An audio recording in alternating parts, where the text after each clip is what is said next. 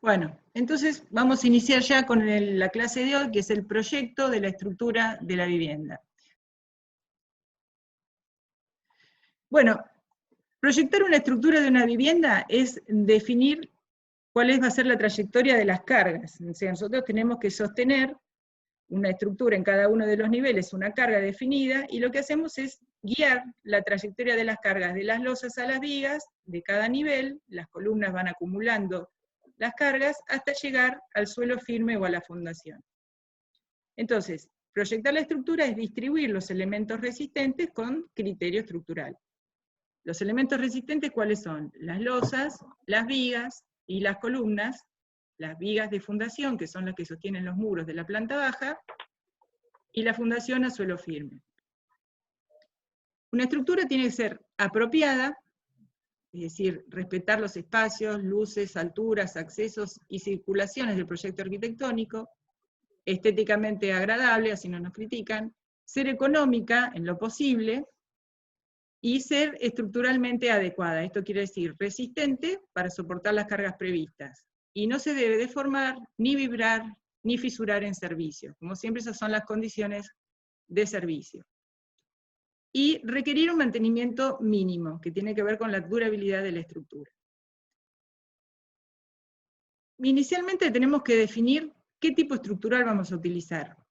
Conocer las condiciones del suelo de fundación, que es importantísimo, conocer la zona de emplazamiento geográfico y la implantación de la estructura en el terreno. Definir el tipo estructural es, si vamos a estar hablando de una estructura de hormigón armado, que se dice una estructura independiente, hacemos el esqueleto, losas, vigas, columnas, hasta la fundación, tenemos un esqueleto de hormigón y después se va a ir rellenando con la mampostería y el resto de los elementos que componen la construcción. Podría ser de mampostería portante, entonces en ese caso se dimensiona la fundación, las vigas de fundación que van a sostener los muros portantes, y después la estructura ya no es más independiente. O una estructura mixta que podría ser metálica y losetas pretensadas. En nuestro caso, vamos con una estructura independiente de hormigón armado. Segunda condición, conocer las características del suelo de fundación. Eso es importante, es decir, qué tipo de fundación vamos a elegir. Y eso no lo elegimos nosotros, sino que está en función del emplazamiento de la estructura, es decir, qué tipo de fundación vamos a elegir y qué capacidad de carga tiene el suelo. También tenemos que conocer la ubicación del nivel freático, porque por ahí elegimos una fundación a 2 metros y tenemos el nivel freático a 1 metro. Entonces eso va a complicar la construcción, porque vamos a tener que hacer toda la fundación bajo agua. Obviamente eso incide en la economía. También la presencia de zonas de relleno, es decir, siempre hay que conocer, cuando uno va a hacer la estructura, hay que o bien conocer el lugar, o hablar con el arquitecto y hacer estas preguntas. La zona del emplazamiento geográfico tiene que ver dónde está ubicada geográficamente la estructura. ¿Por qué? Porque eso condiciona las acciones que van a actuar sobre la estructura. Esto es, si hay nieve, si estamos en el sur argentino, la acción sísmica, la acción de lluvias, empujes de suelo. Entonces todo esto es importante, no es lo mismo diseñar, supongamos, una escuela que va a estar emplazada en la provincia de Buenos Aires o que va a estar en el sur argentino o en el norte. Y la implantación de la estructura en el terreno, esto es más específico en la ciudad, en qué lugar está emplazado. ¿Para qué? Para conocer la ubicación de los ejes medianeros y la línea municipal. Ahora vamos a ver cómo incide esto en la fundación. Las construcciones vecinas existentes, sobre todo si vamos a hacer un subsuelo, supongamos, hay que ver qué edificios tenemos a un lado o al otro, o mismo cuando se va a hacer la excavación, y si hay desniveles del terreno, también porque se pueden generar empujes. Nosotros vamos a ver el tipo estructural hormigón armado, y a su vez veremos la implantación del terreno por el tema de los ejes medianeros y la línea municipal, porque no podemos invadir ni siquiera con la estructura de fundación esos límites. Bueno, lo más difícil es definir cuáles son los criterios para proyectar. Entonces les vamos a dar algunas pautas generales como para comenzar con el diseño o el proyecto de una estructura, que van a resultar por ahí medio vagos, pero que después con la experiencia, los que se dediquen a calcular estructuras van a ir desarrollándolo con criterio propio y en base a la experiencia. Pero bueno, ¿qué es lo que tenemos que definir? Primeramente vamos a tener que disponer losas, vigas y columnas. ¿Dónde van a pasar las vigas y dónde vamos a ubicar a las columnas, básicamente, para respetar el proyecto? Y después tenemos que definir qué sección de columnas, qué alturas y anchos de vigas y qué espesores de losa. Esto hay que elegirlo de manera tal que en función de las luces y de las condiciones de continuidad que tenga cada una de las vigas o losas, sean resistentes, que sería la condición de resistencia última, como hemos visto en tirantes nada más hasta ahora, pero también siempre en servicio hay que controlar la deformación y la fisuración. ¿Qué quiere decir? Si nosotros elegimos dimensiones de vigas con grandes luces y poca altura de viga, van a ser deformables. Si bien la estructura va a resistir, puede tener deformaciones. ¿Y qué pasa? Si se deforma una viga, el muro que está apoyando sobre la viga se va a fisurar. Resiste la estructura, pero vamos a tener problemas de deformación y de habitabilidad o de aspecto que van a ser desagradables. Entonces, proyectar una estructura va a ser un proceso iterativo. ¿Por qué? Porque vamos a tener que predimensionar espesor de losas, sección de columnas y de vigas. ¿Con qué criterio? Bueno, vamos a desarrollar algunos criterios en la clase. Una vez que nosotros definimos espesores de losas y las dimensiones de columnas y vigas, vamos a poder definir el peso propio de la estructura, que es una acción a tener en cuenta. Con esto vamos a resolver una estructura que es hiperestática. Para resolver la estructura, en el curso siguiente, en el CIEP, vamos a usar el SAP, que es el programa que ustedes vienen utilizando hasta ahora en las distintas materias. Entonces, hay que pasar la estructura en el SAP, y hay que darle estas dimensiones para que el programa directamente calcule los pesos propios. Y además, como es una estructura hiperestática, necesita tener las dimensiones de los distintos elementos para poder resolverlo. Así que comenzamos con esta condición. Pasamos la estructura, calculamos todas las cargas y corremos el programa. Una vez que tenemos resuelto el programa, ya tenemos las solicitaciones. Pero no se termina acá, porque ahí tenemos que observar qué pasa con las deformaciones. Es decir, si realmente hay deformaciones mayores a las admisibles, flechas, digamos, en los puntos críticos de la estructura. O bien, cuando empezamos a dimensionar, vemos que resultan demasiadas cantidades de armadura o demasiado poco. Es decir, por ahí subdimensionamos o sobredimensionamos las secciones. Hasta ahora no sabemos cómo resiste una sección a la flexión, pero por ahora sabemos que el hormigón resiste las compresiones frente a un momento flector externo, y las tracciones las va a tomar las armaduras. Entonces, entre la resistencia a la compresión del hormigón y la resistencia a tracción de las armaduras, vamos a generar el par resistente al momento solicitante. Si nosotros hicimos una dimensión de viga muy bajita, nos va a dar muchísima armadura, y capaz que hay que ubicarla en varias capas, o esta sección con tan poca altura no es eficiente. Entonces, en ese caso, vamos a tener que aumentar la altura de la viga. Si aumentamos la altura de la viga, vamos a modificar alguna o todas las dimensiones. Entonces, ¿qué pasa? Puede cambiar el peso propio de la estructura, y también, como es una estructura hiperestática, los esfuerzos se van a distribuir de manera distinta. Entonces debemos reiniciar nuevamente el proceso, ajustar las dimensiones que nos parecen, y volver a calcular la estructura, y nos detendremos ya después en el dimensionado. Así que esto es un largo camino que la cantidad de iteraciones del proceso tenderá a menos en la medida que uno vaya desarrollando más experiencia. Bien, vamos a ver cómo predimensionamos losas, vigas y columnas. Comenzamos por losas. Ya vimos que las losas, de acuerdo a los apoyos que tengan y a la relación de lados, B sobre A, si es menor que 2, va a trabajar como una losa cruzada. ¿Esto qué quiere decir? Observando la deformación que tiene, va a tener curvatura en las dos direcciones.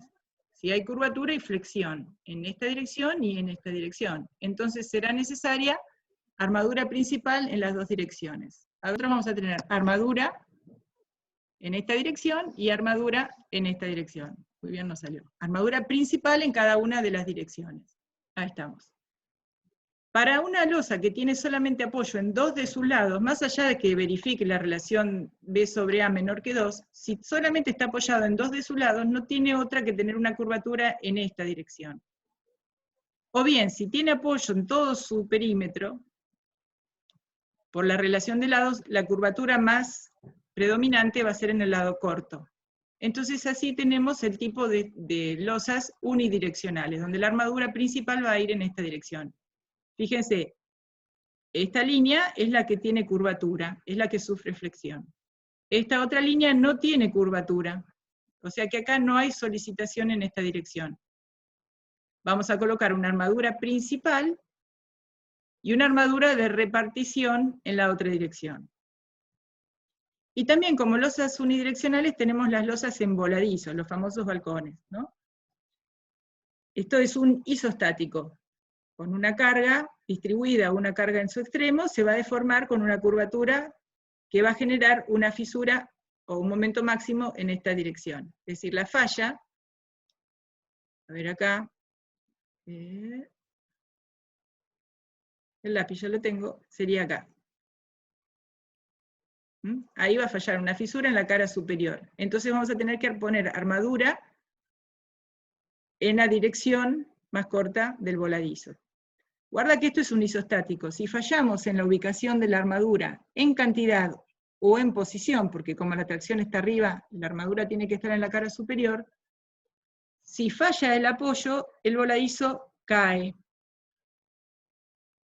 No tenemos la hiperestaticidad del resto de la estructura que se redistribuye el esfuerzo. Entonces es importante no solo verificar la ubicación de las losas o el cálculo, sino colocar en su lugar, digamos, que esté bien ubicada en la cara superior, porque a veces se suele pisar la armadura. Cuando están armando el encofrado, suelen pisarla, y entonces la armadura que tiene que ir en la cara superior se va deformando, cae, y entonces después no generamos ese brazo Z para resistir el momento negativo. Unidireccionales, la luz máxima que vamos a aceptar para este trabajo práctico son en el orden de los 4 metros, 4,30. Bueno, hasta 4 metros hacemos losas en una dirección. Ya más de 4 metros, la losa deja de ser eficiente como losa maciza. Es deformable, hay que darle mucho espesor, es muy pesada. Entonces se generan otro tipo de soluciones como son las losas nervuradas. O sea, más de 4 metros ya uno hace losas en una dirección nervuradas. No andemos por ahora. Y losas cruzadas vamos a tomar como la luz menor, como máximo 6,5 metros. Bueno, en edificios que tenemos plantas repetidas, a veces elegir losas de luces muy, muy grandes puede llevar a estructuras de espesores de losas grandes, de vigas que también tienen que tener mucha altura para resistir esas cargas, y eso genera mayor costo de la estructura, lo mismo que si hacemos una vivienda que se va a repetir 200 veces. Entonces, también hay que tener cierto criterio si estamos haciendo una estructura para viviendas estándar o de categoría. Entonces, en un caso nos podemos jugar con una estructura de mayores dimensiones, sabiendo que la categoría de la inversión, digamos, lo justifica. Bueno, y acá viene una tablita que se usó durante mucho tiempo y que ahora sirve como para iniciar este proceso iterativo, que es para dimensionar losas en una dirección, y nos va a determinar un coeficiente M, o losas cruzadas, y también vamos a determinar otro coeficiente M. ¿Cómo lo vamos a usar? Bueno, la altura útil, D, debe ser mayor que la luz, menor, en el caso de las losas cruzadas, dividido este coeficiente M. Esto es así. Antes, si respetábamos estas condiciones, no se requería verificar las deformaciones. Hoy, como corremos el programa, las deformaciones las podemos calcular perfectamente, y ya, digamos que esto es para iniciar el proceso iterativo que dijimos del predimensionado y del cálculo de las solicitaciones. Vamos a tomar como altura mínima 10 centímetros. Esto es criterio nuestro. El mínimo del reglamento creo que son 8 centímetros. Bien, vamos al caso de las losas armadas en una dirección. Fíjense que tenemos distintas condiciones de vínculo, de apoyo, de borde. Esto sería una losa en voladizo, un balcón. El coeficiente M es 12. Esto es una losa simplemente apoyada en una dirección, el coeficiente es 30, ya es más grande, quiere decir que la luz puede ser más chica. En la medida que la estructura sea más rígida, la losa, digamos, tenga mejores condiciones de vínculo, este coeficiente va aumentando. ¿Qué quiere decir? Que al tener mejores condiciones de vínculo es menos deformable, es más rígida y nos permite tener menores alturas. Tenemos en la viga simplemente apoyada, tenemos un diagrama de momento que vale en la sección crítica en el medio, QL² sobre 8. Está articulado y continuo o empotrado en el otro extremo, el momento se divide entre un momento en el tramo y un momento en el apoyo. A ver, si yo trazo la línea de cierre, el QL² sobre 8 lo sigo teniendo en esa sección. Pero ahora la sección, digamos que ese momento QL² sobre 8 se distribuyó entre dos secciones. Por eso nos permite tener un coeficiente M más grande que nos va a dar menor altura. Con este valor M, lo mismo en la losa cruzada. Esta es una losa que está simplemente apoyada en vigas, digamos, en todos sus perímetros. Es como que está articulada. Nosotros consideramos que la losa, si bien tiene rigidez a la torsión, permite el giro. Entonces, si está simplemente apoyado, el coeficiente es la luz menor sobre 50. Si tiene 1, 2 opuestos o digamos adyacentes, o 3 bordes empotrados o continuos con otras losas, lo mismo, mejora las condiciones de distribución del momento y el coeficiente es 55. Y si es continuo o empotrado en todos sus lados, el coeficiente aún es mayor, nos permite alturas más chicas. Una vez que nosotros tenemos la altura útil, esa altura útil es desde el baricentro de las armaduras al borde superior. Así que para tener la altura total, que es el que hay que introducir en el programa, le deberíamos sumar la mitad del diámetro de las barras más el recubrimiento. Bueno, le sumaremos 2 centímetros y medio y tenemos una altura mínima. Una altura mínima, digamos, de alguna manera por rigidez, y después la deberemos comparar con la altura mínima de 10 centímetros. También están las losas bajas o losas descendidas. ¿Qué son? Las losas bajas surgen, fíjense cómo vengo con un nivel de losa, y después desciende, y después recuperamos el nivel de losa. ¿Por qué? Porque es necesario acá generar mayor espacio para el desagüe del inodoro. El diámetro de estas cañerías es de 110 milímetros, 11 centímetros, y el codo tiene su buen desarrollo, entonces requiere un espesor de contrapiso para poder esconder este desagüe de 20 centímetros. Además también, el lavatorio tiene su desagüe secundario, va a la araña, y de ahí va a la bajada principal, que tiene que tener pendiente para asegurarnos el escurrimiento. Entonces todo eso nos obliga a tener mayor espesor de contrapiso. Si mantenemos el nivel de losa, tengo que generar un escalón. Horrible. Entonces lo que se hace es descender la losa. Esa sería una solución posible. Si llega a haber alguna pérdida, hay que romper el piso. Si pasaron más de 3 o 4 años, después no vamos a conseguir el mismo cerámico, es todo un problema, pero si es el caso de un edificio, el problema es del dueño del baño, digamos, que tuvo la pérdida. Acá tenemos una foto del nivel a un lado y al otro del lugar donde se van a instalar los sanitarios.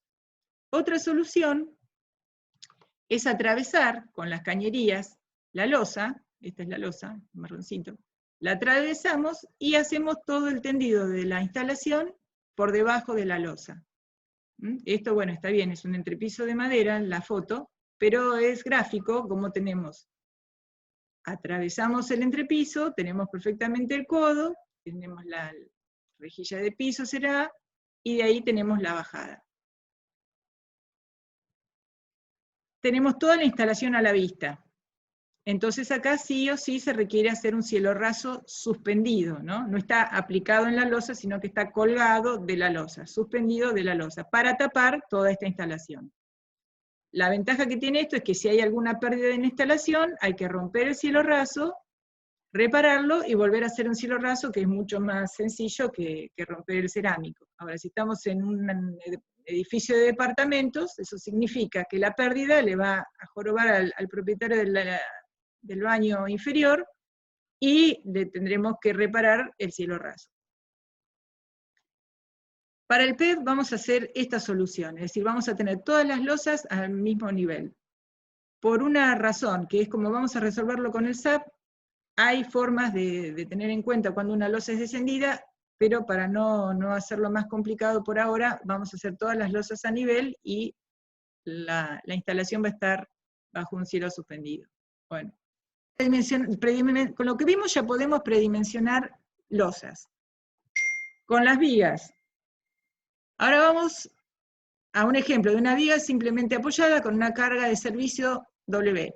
Entonces la flecha, si recuerdan, era 5 sobre 384, es decir, una constante, carga por L a la cuarta sobre el módulo de la elasticidad del hormigón y J.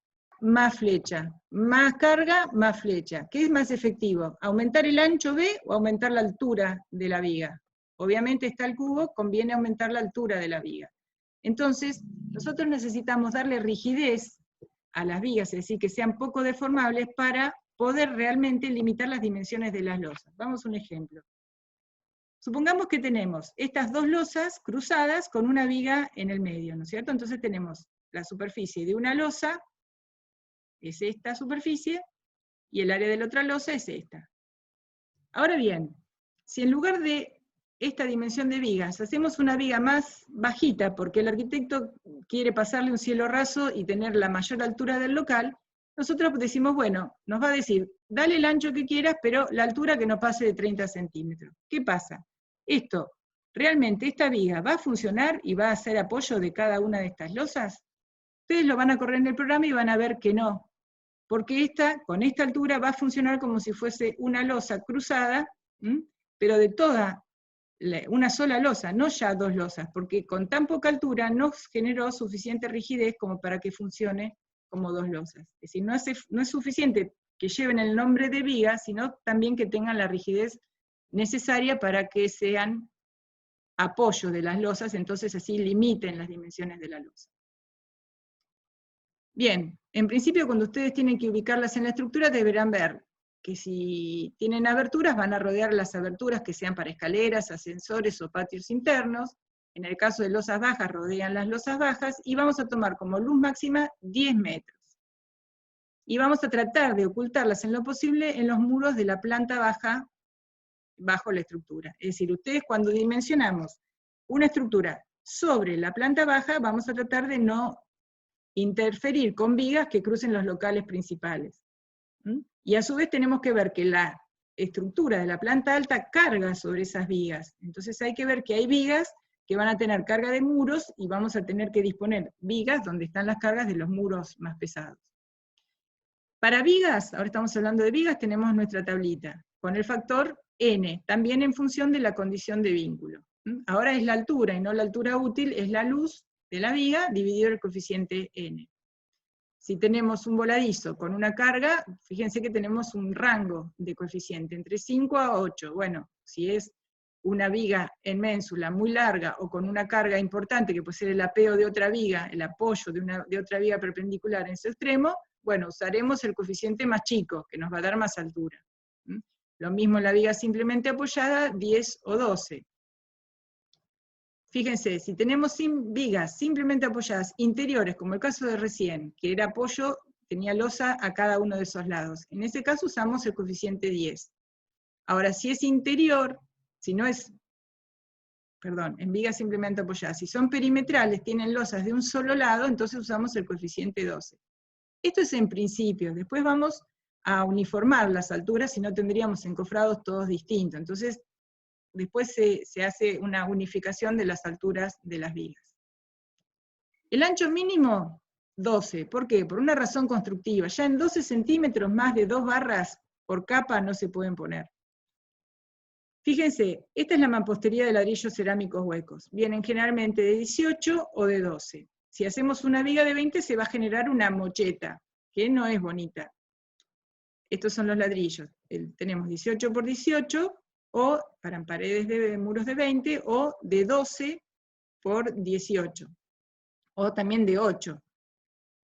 Para el de 8 no podemos evitar la mocheta, pero sí, para el caso de paredes de 12, podemos usar el ancho 12.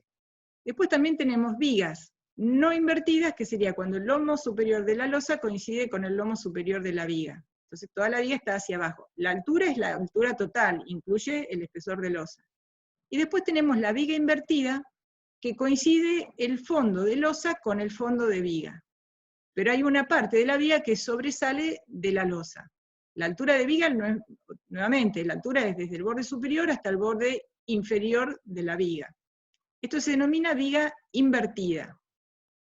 ¿Para qué se utilizan? Porque fíjense cómo libero en la planta baja, puedo tener un ventanal por debajo que va desde piso hasta la losa de techo. Y después tenemos estados intermedios de losa semi-invertida, es decir, una parte por abajo de la losa y otra parte sobresale, esta alturita sobresale del nivel superior de la losa. Y esta sería, supongamos, una de borde. ¿Por qué hacen esto? Porque a veces, invirtiendo, la altura va desde este punto hasta acá. Invirtiendo o semi-invirtiendo la viga, logro que este fondo esté por encima de este fondo de viga. Entonces después pasan un cielo raso por acá y queda oculta esta viga. Este es el plano de una estructura medio jugada, pero viene bien para describir los pros y los contras. Acá tenemos como una zona central de circulación y tenemos bastantes columnas dispuestas. Esta ubicación de las columnas tiene que ver con no interferir en la planta baja con la arquitectura. Acá tenemos este ala de la estructura que está apoyado en esta columna y esta columna con una ménsula. Este es el caso de una viga en ménsula que recibe el apego o apoyo de la otra viga. Acá tenemos este otro sector de la estructura que es una losa que por la relación de lados se arma en la dirección más corta con sus 4 apoyos, y acá tenemos una losa en una dirección. Lo mismo esta es la circulación. Vamos a este extremo de la estructura. Tenemos una viga con una pequeña ménsula. Acá lo mismo, una viga con una ménsula. Y acá tenemos que en el extremo de la ménsula apoya otra viga y otra viga que no apoyan nada. Y de este lado tengo viga, viga y otra viga que apoya en esta viga. O sea, acá hay como una doble ménsula de buenas dimensiones, fíjense, bastante alta, bastante larga. Y acá decimos, bueno, entre estas vigas ménsulas y estas otras dos vigas, yo tendría, por la relación de lados, una losa armada en 2 direcciones. Ahora, ¿realmente estas vigas van a ser apoyo? Bueno, para que sean apoyo tienen que ser bastante altas. Y en este caso, si esta ménsula es tan larga, puede llegar a levantar este punto. Entonces esta es una estructura jugada, porque necesito alturas de vigas altas como para que este punto no descienda. Inclusive, ya lo tengo el lápiz, inclusive se puede producir una rotura de la losa acá. Y este punto descender. Y si observan de este lado, también pasa algo parecido. Tengo una viga y una gran ménsula acá. Obviamente, acá es más desproporcionado, porque esta ya es una viga que está apoyando en esta otra que es la ménsula. Qué feo dibujo. Nuevamente, acá puede haber una rotura por acá. Entonces, son estructuras jugadas. Uno podría proponer esta estructura, quizás estas vigas tienen 80 centímetros de altura. Plantear esta estructura, predimensionarla, correr el programa y ver qué pasa con estos puntos. A ver si podemos proponer esta estructura y va a funcionar como realmente estamos pensando que va a funcionar. Esa es la ventaja que tienen estos programas, ¿no? Otro detalle a tener en cuenta cuando tenemos una losa en voladizo, precisamente por lo que sucedió en Pinamar aquellos años, un balcón puede tener más sobrecarga que el local interior. ¿Por qué? Porque nos podemos asomar, si hay un recital, un desfile, lo que sea, puede haber acumulación de gente en el voladizo, o en una fiesta, hace mucho calor y se acumula mucha gente en el voladizo. Entonces quizás haya más carga en el voladizo que en el interior. De todas maneras, el diagrama de momento es este. Tenemos momento negativo en el voladizo, pero momento negativo en el lado interno de la losa. Entonces, cuando uno dimensiona la losa en voladizo y la losa del otro lado, obviamente va a tomar el mayor espesor de losa del voladizo, el predimensionado, y lo va a extender a la losa contigua. Porque necesito mantener este brazo Z, que hablamos hoy, de la distancia de la armadura en la cara superior al borde inferior. De todas maneras, cuando dimensionamos losas, después también vamos a ir unificando por sectores la losa. Por ejemplo, si estas losas son continuas, ustedes recuerdan cuando hicieron la práctica 1, levantamos armadura de un lado y del otro, necesito tener la misma altura de los dos lados de las losas. Bueno, ahora estamos con las columnas. Ya más o menos podemos determinar los espesores de losas, de vigas. Ahora las columnas, volvemos sobre el estudio de suelos. El estudio de suelos nos va a decir si podemos realizar una fundación superficial con bases aisladas, o después vamos a ver cómo las combinamos. Si el suelo es más flojo, por ahí conviene hacer una losa, es decir, si se nos van uniendo, tenemos dimensiones de bases muy grandes y se nos van tocando, o la receta es si la suma de la superficie de las bases es mayor que la mitad del área de proyección de la estructura, conviene hacer una platea, es decir, una única base. En ese caso sería una platea con las columnas directamente apoyando en la platea o rigidizándola con vigas. O una zapata corrida con viga para darle rigidez. Esto nos condiciona la elección de las columnas. Si el suelo es muy flojo y hay que hacer este tipo de fundación, necesito que las columnas, tener mayor número de columnas para poder distribuir más parejo la carga en cada una de las columnas y por lo tanto en la fundación. Si la fundación es profunda, es decir, si el suelo resistente está mucho más abajo del nivel del terreno natural, entonces se recurren a pilotes, o a grupo de pilotes ya en estructuras muy, muy pesadas. Estos pilotes se hacen a mano. Acá en la Ciudad de La Plata baja un operario, un obrero, y hacen la excavación de mínimo 80-90 centímetros de ancho. A veces se hace un bulbo inferior para aumentar la superficie y la resistencia de punta. En la Ciudad de Buenos Aires no permiten que baje un obrero a hacer ese trabajo, así que se hacen solo con máquinas. Entonces en ese caso puedo tener columnas más separadas porque cada columna va a traer mucha carga y se va a distribuir al suelo de fundación.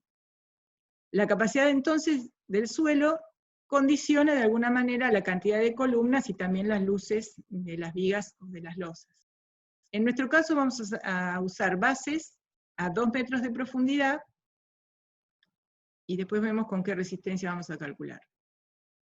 La premisa para ubicar a las columnas, ocultarlas en los muros de la planta baja, disponer cada 12 o 16 metros cuadrados significaría tener luces de 4 metros, hoy los proyectos de casas estamos en el orden en algunos sectores de 6 metros, así que eso es relativo. Y en el PER vamos a tener apeo de vigas en vigas, pero no de columnas.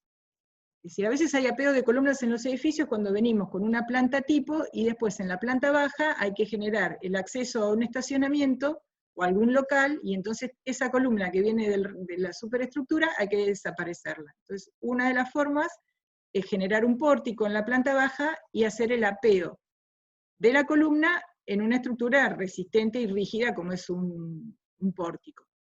En una casa también puede llegar a haber, en algún proyecto sofisticado. En el caso nuestro no haremos apeos de columnas en vigas, así que todas las columnas de la planta superiores van a llegar hasta la fundación.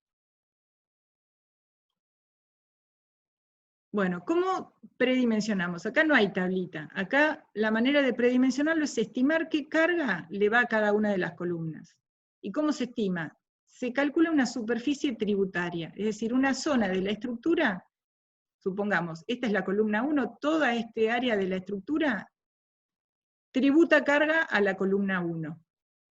La columna 5, todo este área en verde, todas las cargas que están ubicadas sobre este área tributan carga a la columna 5. ¿Con qué criterios se limitan estas superficies? Bueno, entre la columna 1 y 2 tomamos la media, entre la 1 y la 5 tomamos la media, en esta zona de la ménsula hacemos una línea 45 y así vamos delimitando las superficies tributarias. La columna 12, lo mismo, hago la media.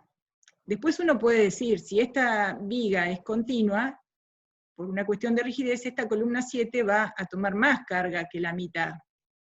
Pero para un primer número vamos a hacer este criterio. Entre la columna 5 y la 16, el medio.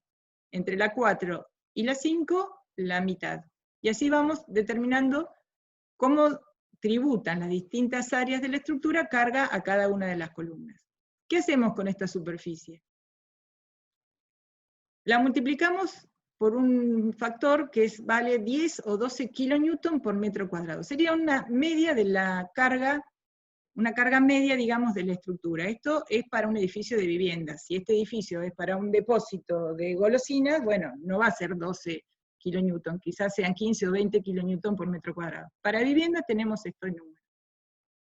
Entonces, si multiplicamos la superficie tributaria por 10 o 12 kilonewton por metro cuadrado, yo me acerco más a 12 o 13, por el número de pisos, puedo tener una idea de qué carga de servicio voy a llegar en la planta baja. Ahora bien, vamos a hacer una cuentita que todavía no sabemos calcular columnas, pero la dimensión mínima de columnas es 20 con 4 del 12. Si calculamos la carga de servicio para esta sección mínima de columnas, es más o menos aproximadamente 380 kilonewton. Si quiero sacar una tensión media del hormigón, sería la carga de servicio dividida el área de hormigón, nos va a dar alrededor de 1 kilonewton por centímetro cuadrado. ¿Para qué sirve esto? Porque teniendo para cada nivel la carga de servicio que toma una columna, si la divido por la tensión media, puedo determinar el área necesaria aproximada de la sección de columnas. En una vivienda, salvo que tenga estos casos de dimensiones una estructura medio extravagante, por lo general, con columnas de sección mínima 20-20, vamos a verificar tanto en la planta baja como en la planta alta la resistencia requerida. Bueno, acá tenemos el ejemplo. Fíjense que acá, por ejemplo, esta columna es rectangular porque esta ménsula va a generar un momento muy grande y una parte del momento sigue por las vigas y otra parte se la tiene que tomar, la va a tomar la columna. Y ahora veamos un ejemplo de cómo ir pensando una estructura. Este es un proyecto que tenemos la planta baja, la planta alta y las dos fachadas, del frente y del lateral. Vamos a observarla un poquito.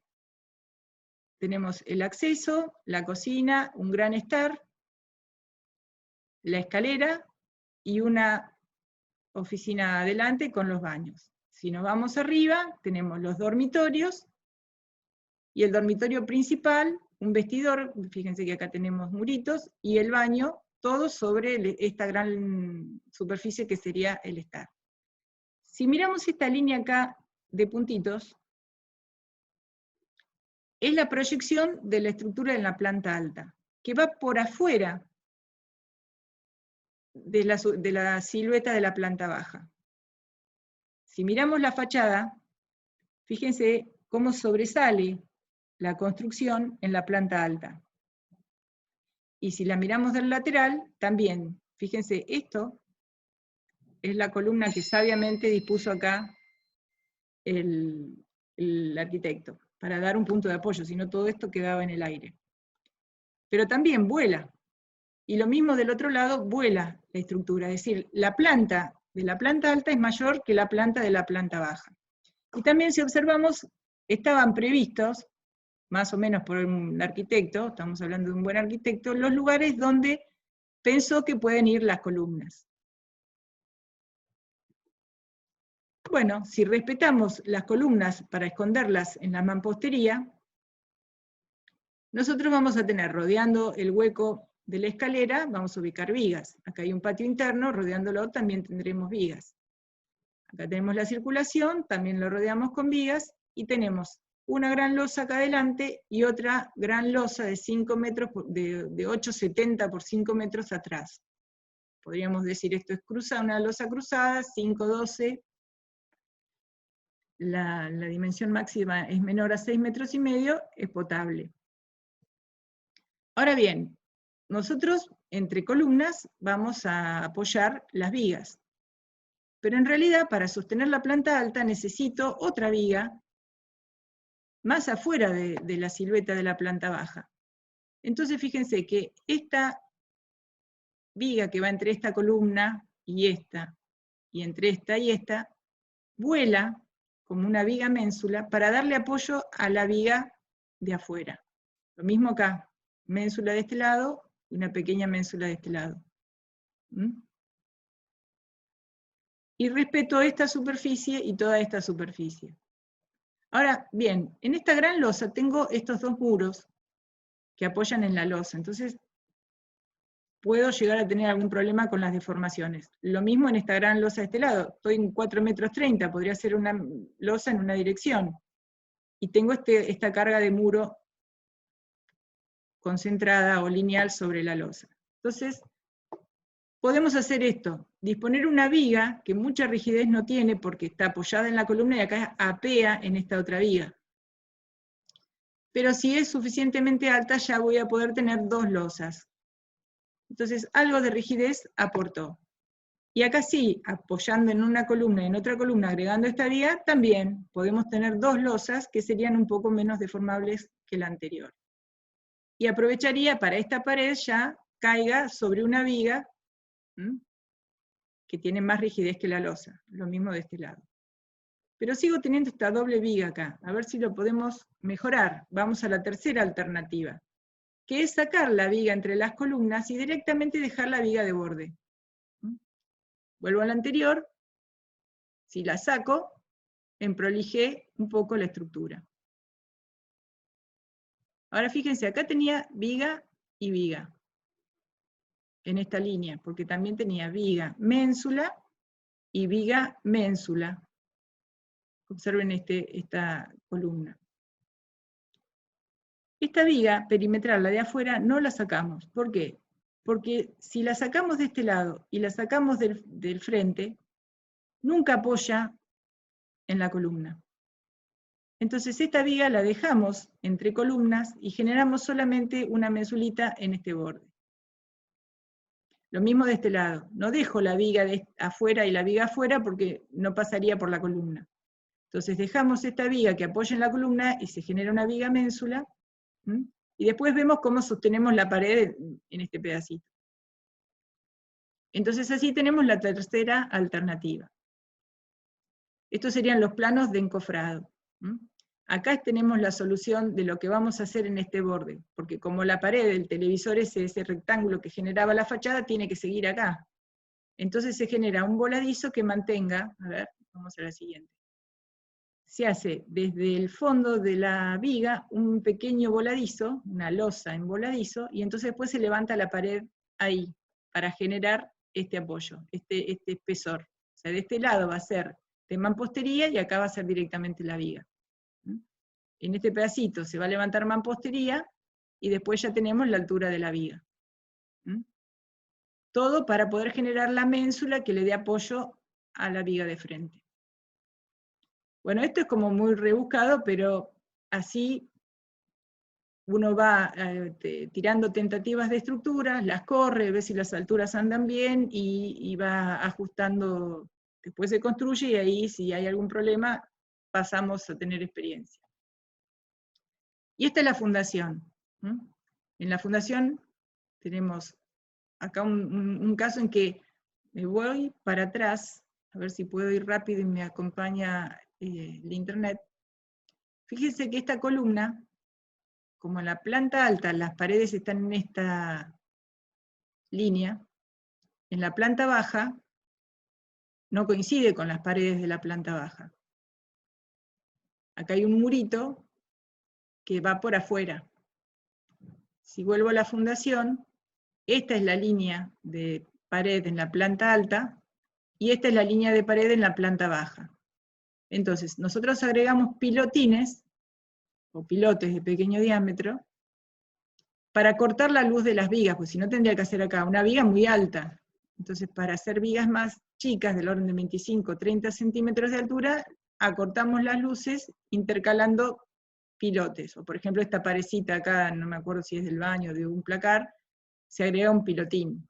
O por ejemplo, para generar la viga de donde arranca la escalera, también agregamos un pilotín, para no hacer una viga, sino que vaya de punta a punta. O sea, de columna a pegar en esta otra viga. Y en este caso no puedo poner un pilotín acá, o podría poner un pilotín a un lado y al otro de la base, pero me tengo que alejar porque ya todo este suelo fue removido por la excavación.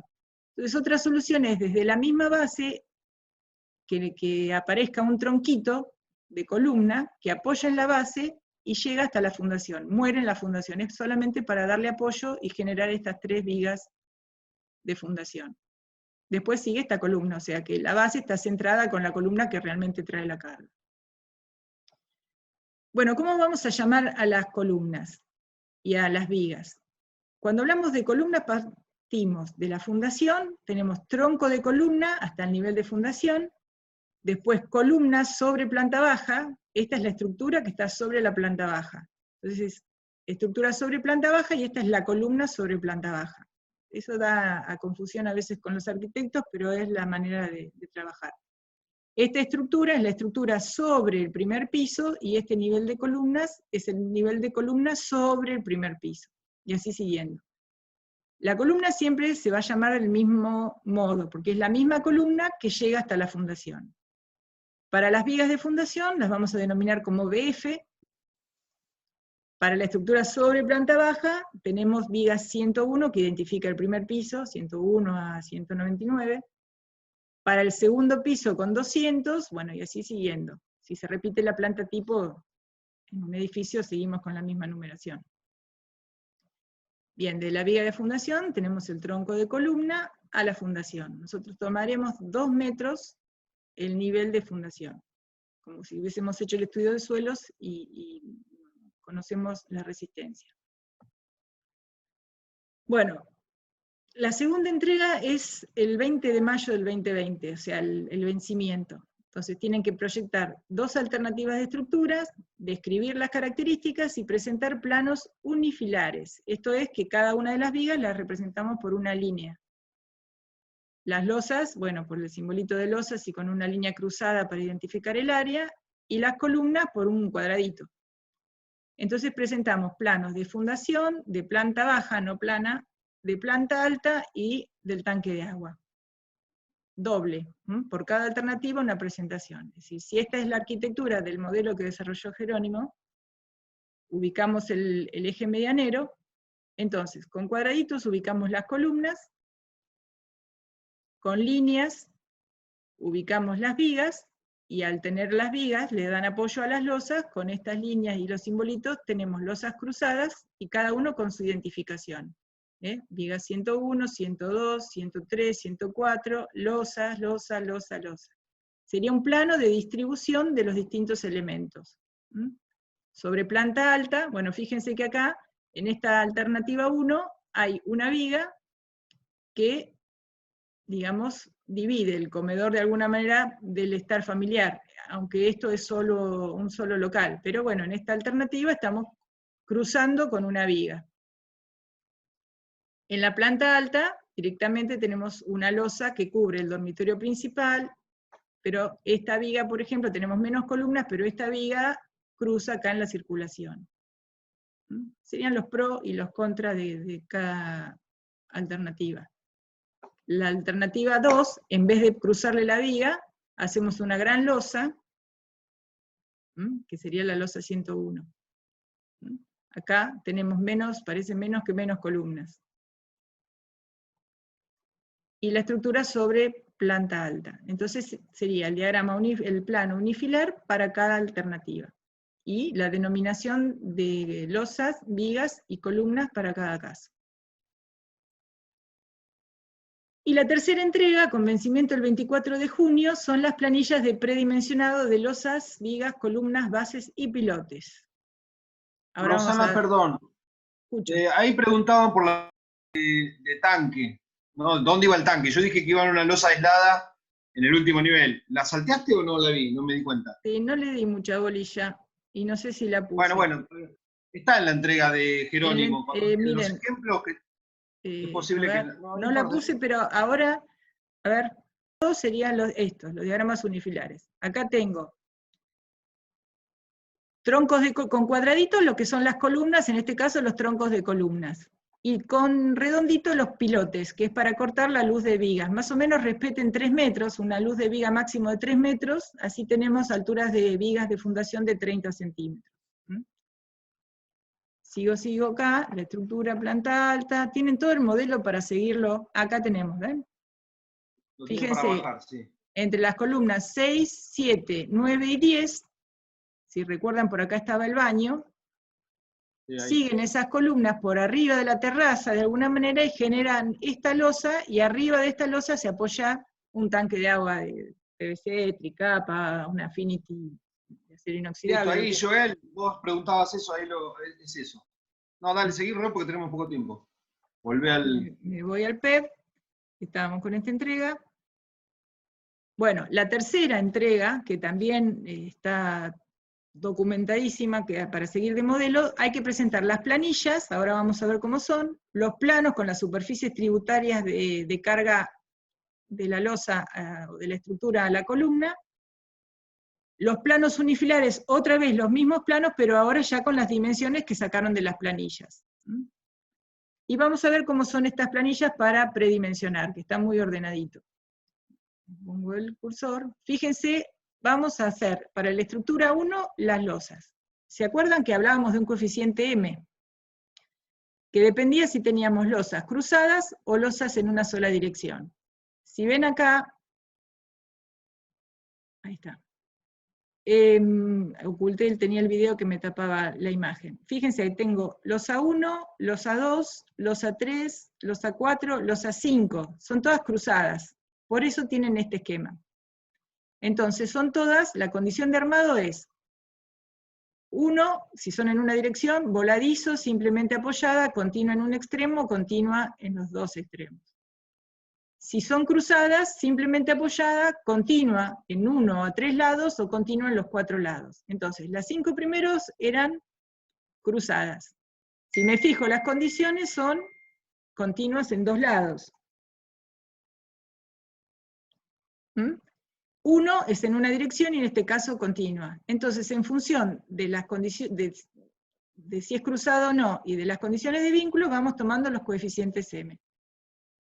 Entonces, para cada losa ponemos luz en X, luz en Y, tenemos la relación, definimos si son cruzadas o no, tomamos la luz menor, identificamos las condiciones para tener los coeficientes, y sacamos la altura mínima. Fíjense que esta losita nos dio 4 centímetros.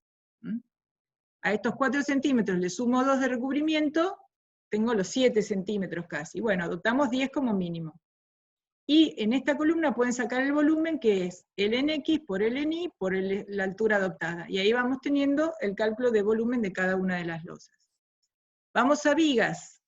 En vigas hablábamos del coeficiente N. Identificamos las vigas, si son simplemente apoyadas, como es el caso de la viga 1 y la 2, y después tenemos vigas continuas. Entonces vamos tomando el coeficiente N que sacamos de las tablitas.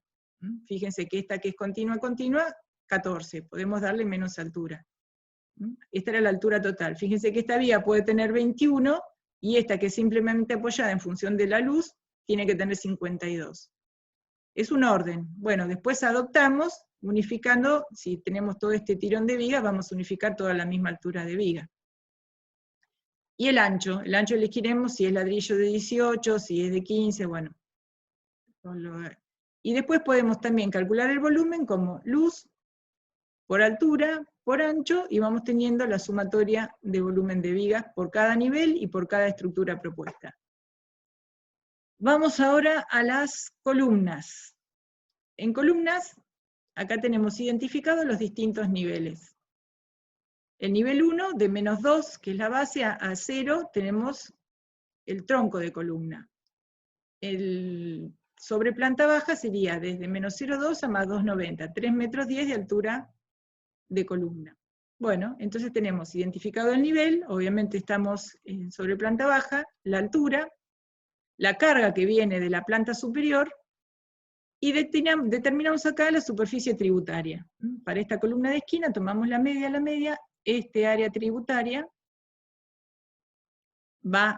tributa su carga a la columna 1, lo multiplicamos por 12 kN por metro cuadrado, que sería una media de la carga sobre la estructura, y tenemos la carga de piso. Le sumamos la carga del piso superior y tenemos 154 kN de carga en esta columna 1. ¿Se acuerdan? Que tomábamos una tensión media en la columna de 1 kN por centímetro cuadrado, así que podemos despejar el área, en este caso es 1, directamente la carga total va a ser el área. Y para todos los casos, la más grande, no sé, 234, 324. 20 por 20 son 400, así que con una columna mínima de 20 por 20 ya estamos verificando para todos los casos la sección de columnas necesaria. Y para sacar el volumen, 20 por 20 por la altura, y acá tenemos el volumen. Bueno, ahora vamos a los troncos de columna. ¿Qué pasa? En los troncos de columna no tengo superficie tributaria, porque acá no hay losas, acá tengo solamente vigas de fundación. Las vigas de fundación a nivel cero lo que sostienen son los muros de la planta baja. Entonces, supongamos que tenemos un muro de ladrillo cerámico hueco revocado de 15 centímetros de espesor y de 2,5 metros de altura. ¿Por qué 2,5 y no 3,10? Porque le estoy descontando la altura de viga de la estructura sobre planta baja. Entonces tengo menos altura de ladrillo. Entonces, el peso tributario, digamos, desde las vigas de fundación sería espesor de la pared por altura por 13 kN por metro cúbico, que más o menos es el peso de un muro de ladrillo cerámico hueco revocado.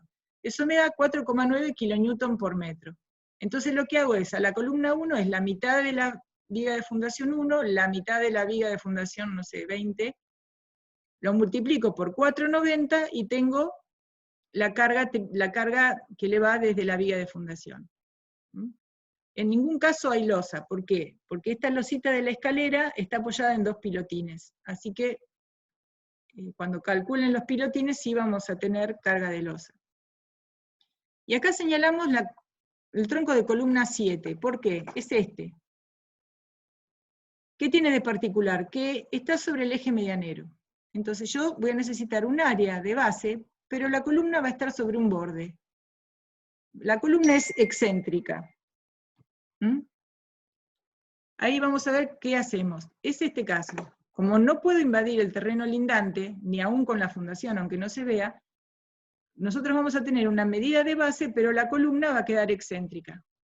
Tenemos otros casos de bases centradas, y en el caso podemos, si estamos sobre el eje medianero y la línea municipal, un caso de doblemente excéntrica.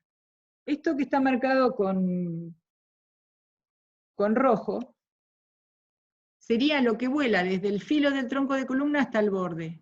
Es como lo que vuela a la base. En función de esta distancia, de la mayor de estas distancias, y dividido 2, podríamos predimensionar la altura de la base. Esto es por si quisiéramos agregar el volumen de bases. ¿Qué pasa con la excéntrica? Si la carga principal viene en un borde, la distribución de tensiones es la triangular. ¿Bien? ¿Cómo hacemos para que la distribución sea uniforme? Bueno, una forma es, a nivel de viga de fundación, generar un tensor, o sea, que esta viga de fundación funcione como un tirante, ya que calculamos tirantes, de manera que, fíjense, esta distribución genera un volcamiento en esta dirección. Con una viga que funcione como una riostra, como un arriostramiento, lo que hacemos es generar el par contrario, fíjense, entre esta carga y la resultante en el centro de la base se genera un par que tiende a volcarla hacia afuera, a la base y a la estructura. Entonces, entre esta viga y el roce que se genera acá, generamos un par contrario que tiende a equilibrarlo. En este caso, como no hay viga de fundación, ese par se genera entre la fundación y el nivel de la estructura sobre planta baja. Si lo podemos resolver, como vamos a tratar de hacer nosotros en el trabajo práctico,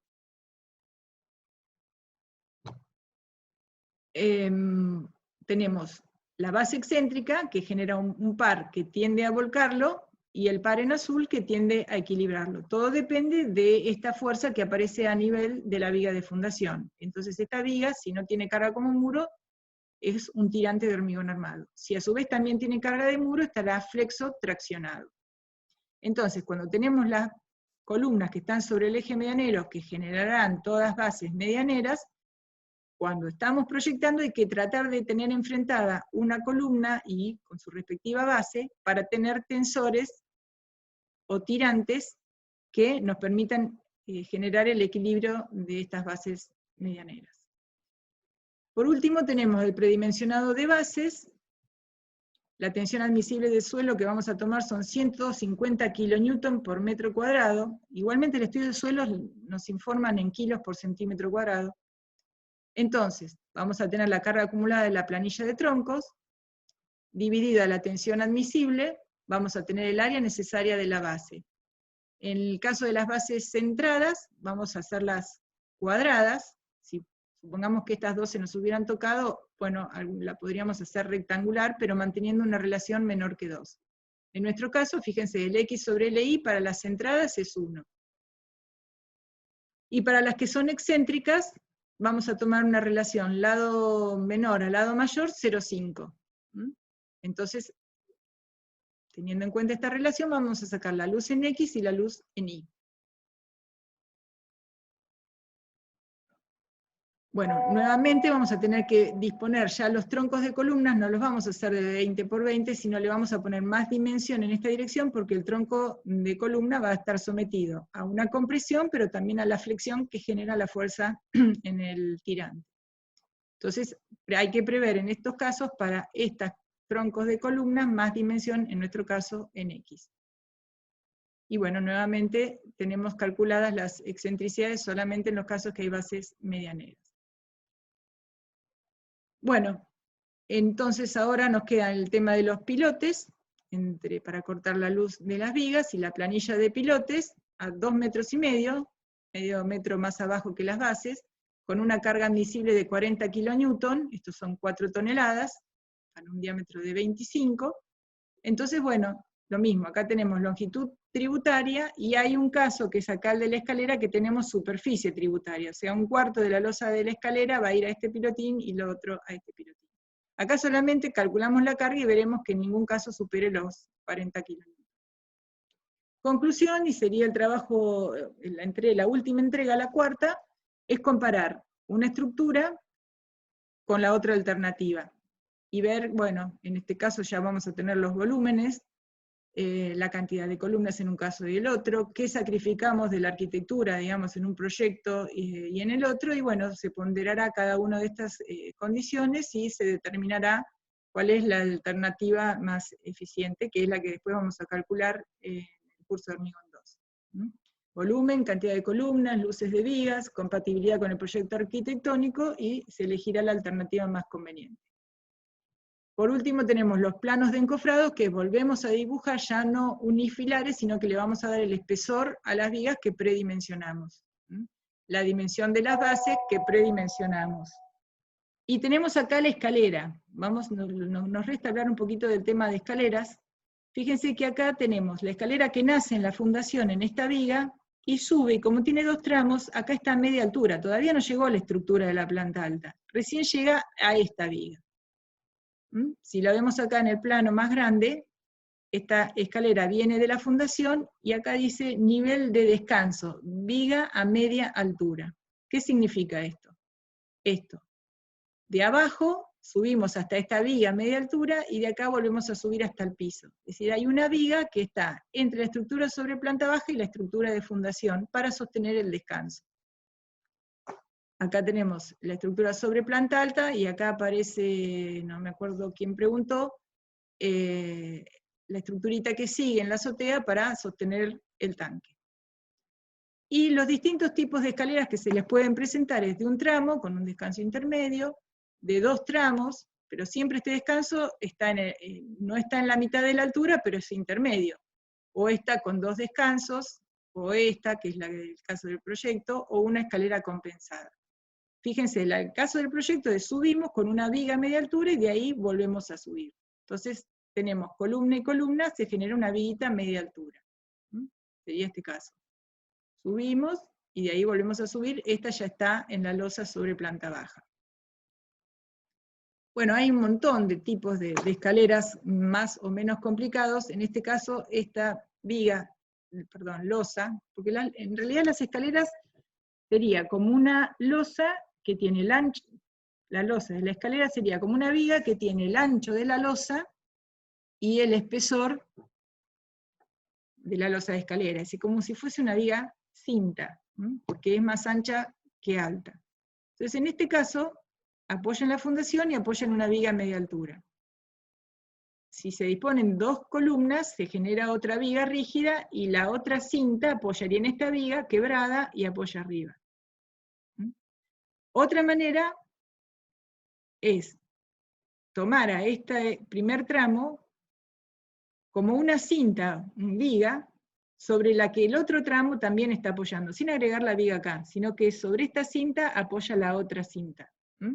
O bien esta apoya acá con una viga y vuela, y sobre este voladizo apoya el otro tramo. Son algunos criterios, como este caso, apoya acá y apoya acá, pero este pedacito de la escalera está en voladizo, o sea que acá se genera un gran momento negativo. Acá hay que poner mucha armadura bien colocada en la cara superior, y acá en la cara inferior.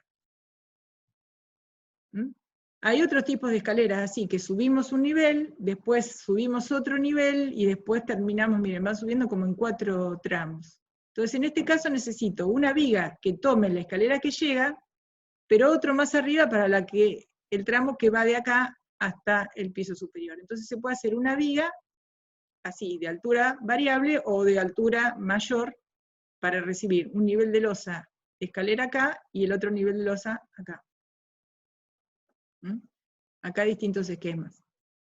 El del ejemplo de Jerónimo, o bien podría ser nada más que 2 basecitas con 2 troncos de columna para sostenerla independiente del resto de la estructura, o si tengo una viga y no tengo columnas a cada lado, 2 tirantes, como ya saben calcular, y una viga para recibir el descanso, o el ejemplo recién de la foto.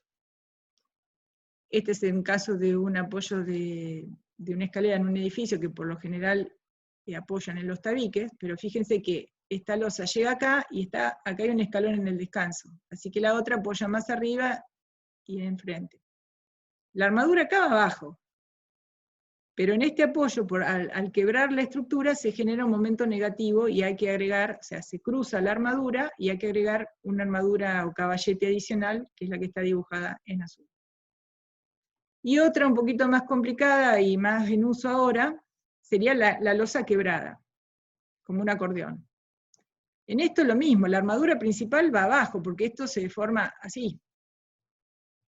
Sin embargo, hay que anclarla y hay que generar este rulito. Esta es la armadura de tracción, y se genera este rulito acá, porque si nosotros ponemos la armadura solamente así, siguiendo la forma de la escalera, acá se genera un empuje al vacío, porque esta barra tiende a ponerse recta, y tac, se rompe en esta dirección.